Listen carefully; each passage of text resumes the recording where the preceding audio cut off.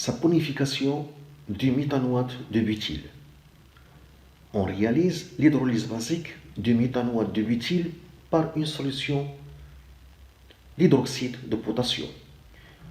Pour cela, on fait réagir N égale 0,25 mol d'ester avec un volume V d'hydroxyde de potassium à 4 mol par litre. En fin de réaction, il est possible d'isoler une masse M égale 16,1 g de butane 1-ol. 1. Écrire l'équation de la réaction et nommer les produits obtenus. 2. Déterminer la valeur minimale de V pour que l'ester soit le réactif limitant. 3. Calculer le rendement de cette hydrolyse et commenter les résultats trouvés. 1. L'équation de réaction de saponification. L'équation de la réaction de saponification.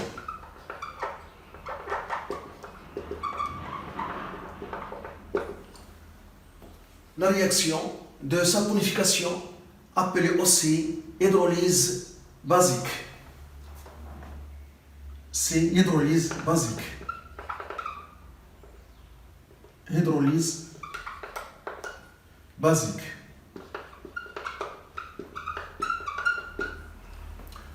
On a la réaction de saponification de méthanoate de butyle.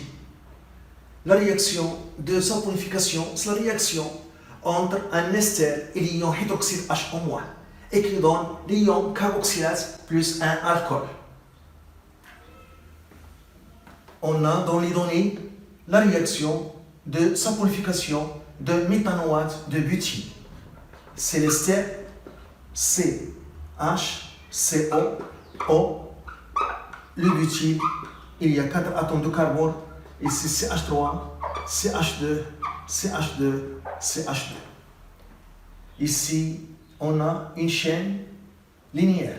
Donc, je peux regrouper les atomes de carbone et les atomes d'hydrogène ici.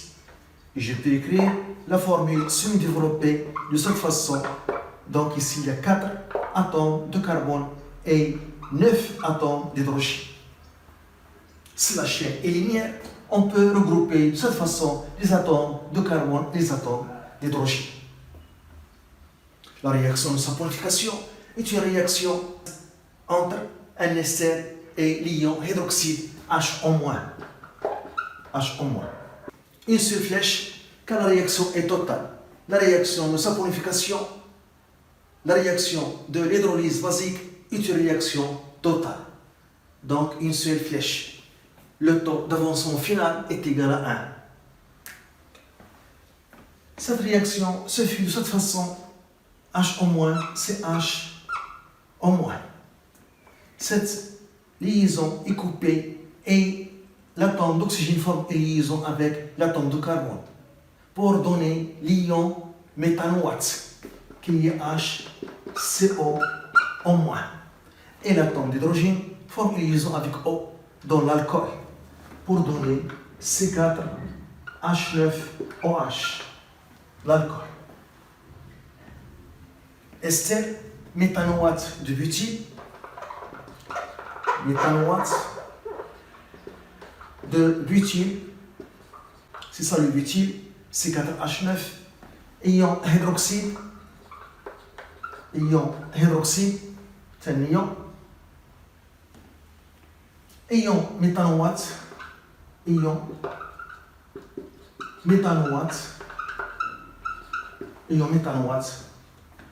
ça c'est il y a 4 atomes de carbone et OH, donc ici CH3, ici CH2, car le carbone est tétravalent, il forme 4 liaisons covalentes, CH2, et c'est la même chose, CH2.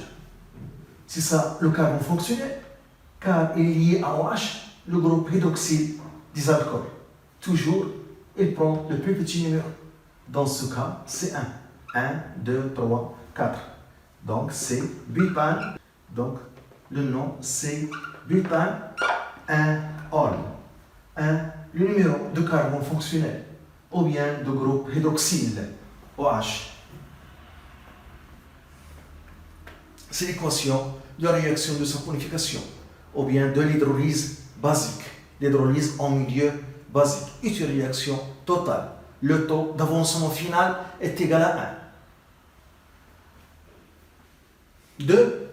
Le volume minimal de la solution d'hydroxyde de potassium pour que l'ester soit le réactif limitant. Donc 2.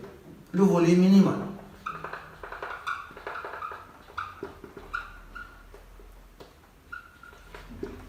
Le volume minimal de la solution pour que l'ester soit le réactif limitant. Donc, on a le volume minimal de la solution d'hydroxyde de potassium lorsque le mélange des réactifs initial est stoichiométrique. Donc, et le mélange initial des réactifs stoichiométriques, s'il vérifie la relation, la quantité initiale d'ester sur le coefficient stoichiométrique qui est 1 doit être égal à la quantité initiale des ions H- sur le coefficient stoichiométrique qui est 1. Si les quantités initiales des deux réactifs vérifient cette équation, cette relation, on dit que le mélange initial est stoichiométrique. Donc Mi de l'ester est égal à Mi des ions hydroxyde H en moins. Donc Mi de l'ester est égal à C fois V. On cherche V, le volume minimal de la solution d'hydroxyde de potassium. Donc est égal à Mi de l'ester sur C. Application numérique, Mi 0,25 sur C4. On trouve 62,5 fois 10 au moins 3 litres. Donc V est égal à 62,5 fois 10 au moins 3 litres, qui est égal à 62,5 millilitres. V égale 62,5 millilitres. C'est le volume minimal de la solution d'hydroxyde de potassium pour que l'ester soit le réactif limitant. Donc le volume est minimal lorsque les deux réactifs, donc dans ce cas, les deux réactifs sont limitants, vont disparaître totalement les deux réactifs dans l'état final. Si le volume de la solution de l'hydroxyde de potassium est le volume minimal égal à 62,5 ml. Troisièmement, le rendement. 3. Le rendement de cette synthèse. Par définition, le rendement R est égal à la quantité expérimentale de l'alcool obtenue expérimentalement sur la quantité maximale d'alcool attendue. Le rendement est par définition le rapport entre la quantité d'alcool obtenue expérimentalement sur la quantité d'alcool maximale attendue. On a dit que la réaction est totale. Le taux d'avancement final est égal à 1.